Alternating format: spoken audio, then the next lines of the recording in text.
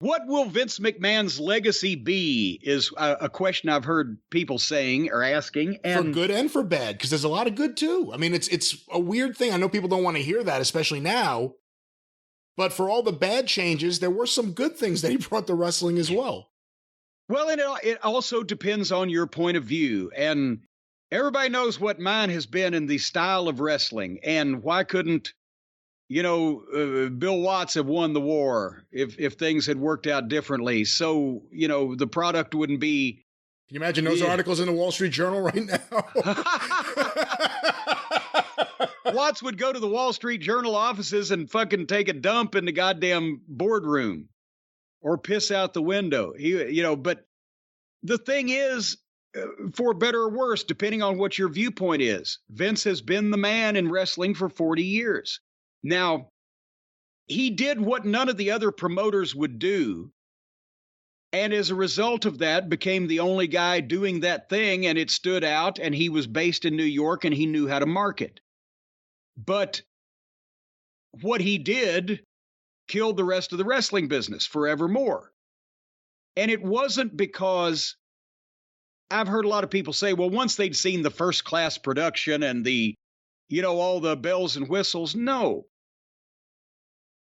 Once you opened the door and established to everybody openly that wrestling was just entertainment, was fixed, fake, choreographed, worked, however you want to phrase it, then you've already started limiting the audience.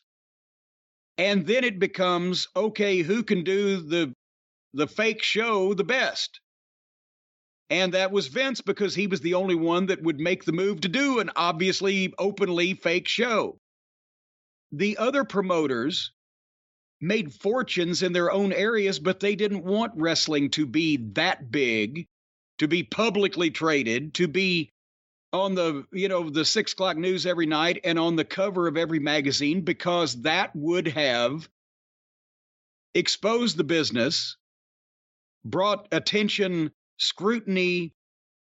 Everybody would have known, especially in the modern era with social media, what the fuck was going on. They weren't going to do that because they wanted to keep their ability to make their money in their territory for the next 20 fucking years. And a lot of people have said, including some learned observers, it never made any difference when they told people that wrestling was a work. How the fuck do you figure that? There's only 2 wrestling promotions, and until 3 years ago, there's only one of any size. It made a lot of difference. You limited your audience to the people who want to watch an obvious show and that are diehard enough fans of that to want to know everything about it and spend a lot of money per head on it and devote a significant portion of their life to it. You lost everybody else that used to watch 1 hour of TV a week and maybe get that fucking ticket for the show once a week or once a month in town, and that was the extent of their involvement. So when Vince did that, because that was his vision, he wanted to have showbiz wrestling. Always. He wanted to be the Walt Disney of wrestling in 1986. Then nobody else could do it because everybody else's wrestling was predicated on and depended on you losing yourself in the moment and the heat on the heels and the babyface's triumphant comeback and blah, blah, blah.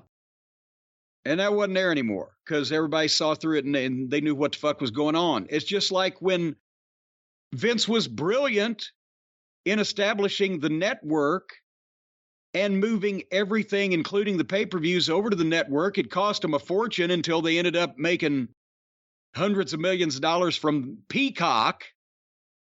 But what it did also was put every other wrestling promotion out of the fucking pay-per-view business, except for the ones that are going to get 100 or 200,000 buys for AEW, or TNA never even did that much.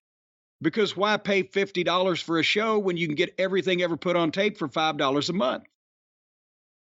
Everything that Vince did to change the wrestling business to his vision of it was mostly successful. And there's guys he's paid millions and millions of dollars to And people in far-flung parts of the world know about wrestling. Unfortunately, it's just the WWE version of wrestling. But Vince made a company that is now worth somewhere around $5 billion. And not all of it was honest, but find me a company that's worth $5 billion that was even as honest as Vince has been, probably. So you can't argue the success and the stars that he made and the money that he made and that he paid people and the vision, not the visibility of those people that went into movies and the visibility of the business, etc., has never been in question. We've always said he ran the best business. He found the best people. He didn't do a TNA Dixie Carter and hire a bunch of fucking people fresh out of college that didn't know shit from apple butter and couldn't grab their ass with both hands. He didn't do the Jim Crockett and keep his same office staff and same number of them in a fucking converted convenience store when he was on national TV. He didn't make a lot of the mistakes that the other people made. The only thing that most wrestling aficionados, especially as the years have gone on, that had a problem with was the fake, phony, silly, goofy sports entertainment, which killed the wrestling business. Because, again, you couldn't do sports entertainment better than Vince because that was his vision and everybody else tried and he got there first and he knew that. But you couldn't do real wrestling anymore because the biggest promotion is telling everybody it's all fake. So he simultaneously built his own company and doomed everybody else to irrelevancy. And I think that's his legacy. To some people, he was very, very good. And to some people, he was very, very bad. He was more successful than anybody else in wrestling at what he did. But unfortunately, that led to the ruination of every other wrestling promotion because you can't have people taking something seriously when the leader is doing a parody. And there you have it. I think there's more to it, though, because I think part of the problem was there was no one prepared to fight him. So here he is presenting this parody, as you put it. And, I mean, go look at TNT. I mean, now people could laugh at it and appreciate the camp nature of it, but compare it to everything else in wrestling before or at that time. Compared to everything else on television, guys in the business wanted to fucking fight and punch walls when they were watching that. Because there's guys going out trying to fucking cut their heads and break their bodies and fucking get heat and sell tickets. And it's on national cable is a clown show with some of wrestling's biggest names. It was fucking insulting. I think, because I'm one of those believers that's out there that most people were told, because I was early on, a lot of other people, I've heard Jerry Jarrett say it, we're told early on that it's fake. And we just got to live with it. And we got to lose ourselves in it. The problem became everyone started chasing Vince in one way or another.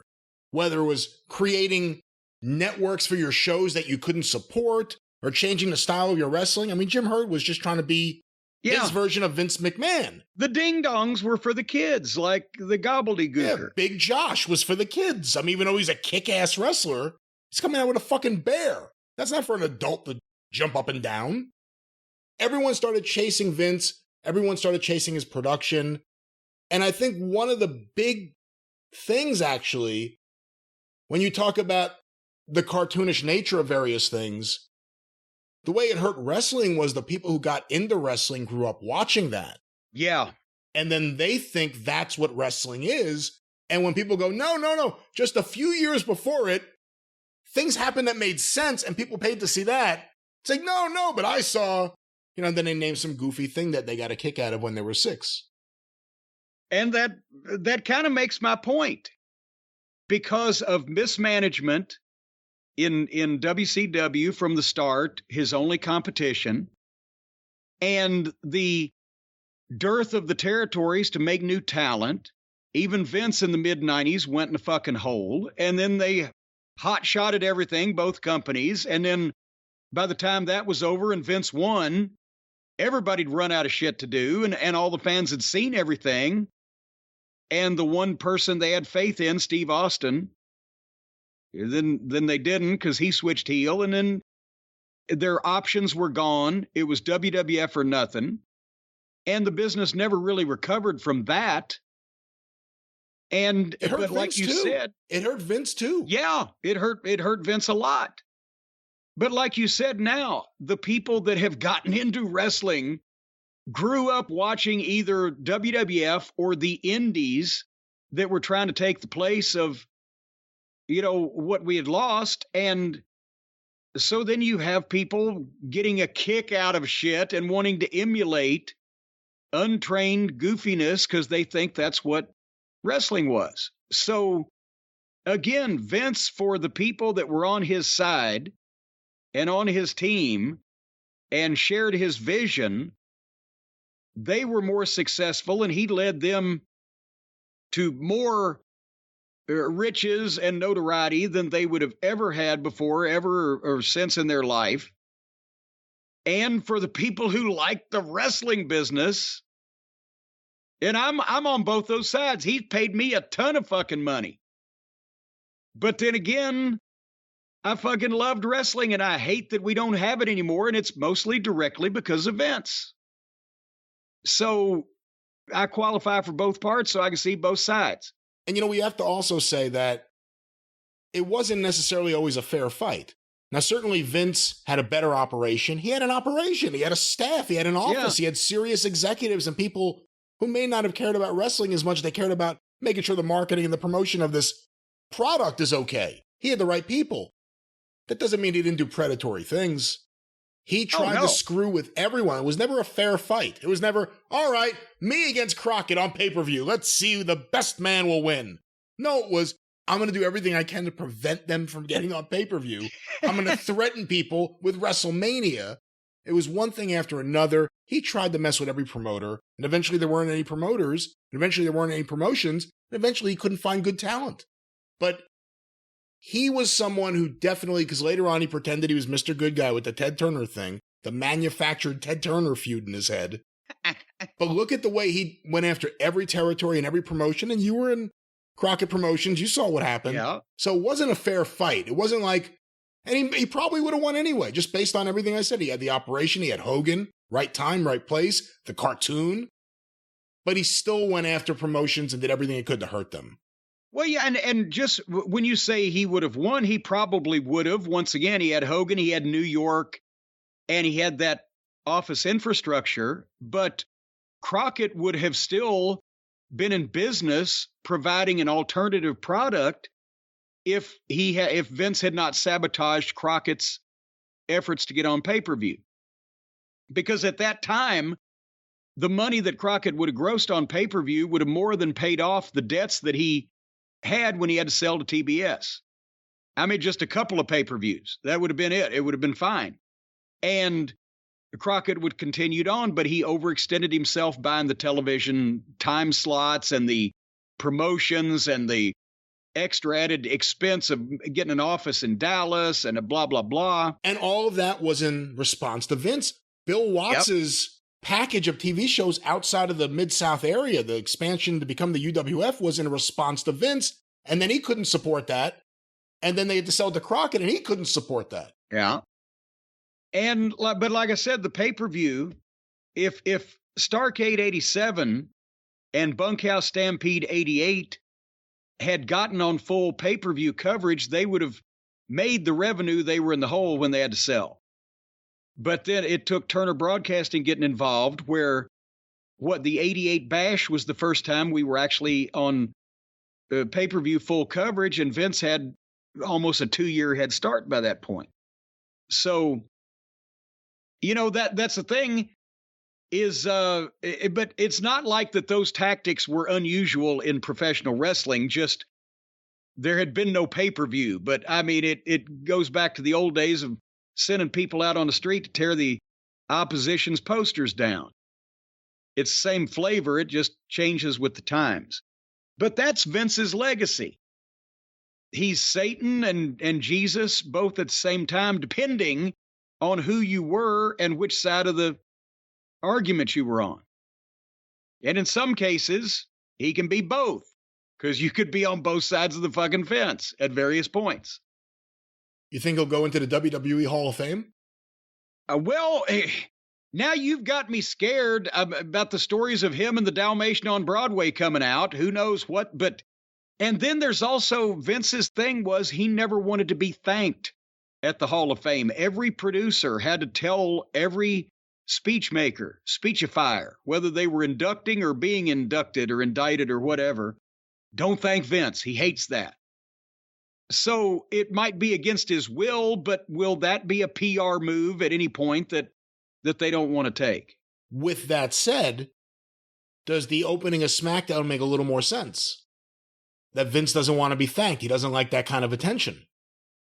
Well, no, because in this case, it wasn't going to be, or it shouldn't have been, Stephanie out there going, so I'm going to lead you in a chant of thank you, Vince. They got that organically, and they would have known that that was going to come up as soon as they mentioned the buzzword of, we want to thank all you fans. They knew immediately they were going to say thank you, Vince. If she didn't, she's insane. So, no, that wasn't trying to get it over with like that. No. Again, they were trying to get the news out and get it over with rather than sincerely, caring what Vince's feelings apparently were at that point in time, or elsewise she would have done it in a more heartfelt fashion. But I don't think Vince said, I know I've announced I'm retiring, but don't let them chant, thank you, Vince. From the fans, he's fine. He didn't want the boys constantly groveling in public. Well, very interesting. We'll see how this changes things in a number of ways, from the on-air to the behind the scenes to the relationship certain talent, from The Undertaker to Brock Lesnar or whoever else have with the company. We're about to embark on a very interesting period for WWE and all of wrestling. This is going to affect wrestling. Will the word wrestling be used again on WWE TV? That, I can't wait to see if that happens or not. And we'll see how long Brock is, because just because he came back doesn't mean he might necessarily. Is there something with him and Triple H? Who knows? But I don't know what his contract length is. Well, instead of length, it's probably number of dates. But if he gets cranky with them and they can't bring Brock back for the big shows, they better hope that The Rock and Nick Khan and Nick Khan's sister, what's her name? Anastasia? I forget what her name was. It wasn't that. Okay. Was it Nanochka? It may have been. There's a Nanochka Khan. Someone was named Nanochka Khan, but now I don't remember if it was her or someone else. I can't remember. It's some person in television.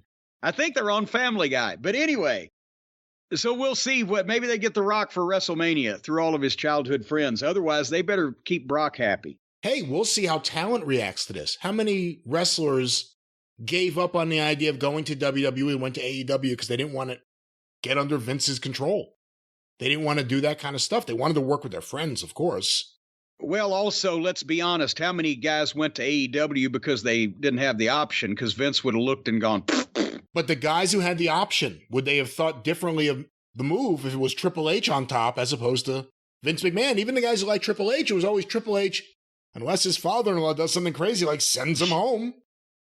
Well, probably the guys from NXT might very well have stuck around. So we'll see. The Laurinaitis effect. He runs off everybody except the lingerie models and the illegal paralegals.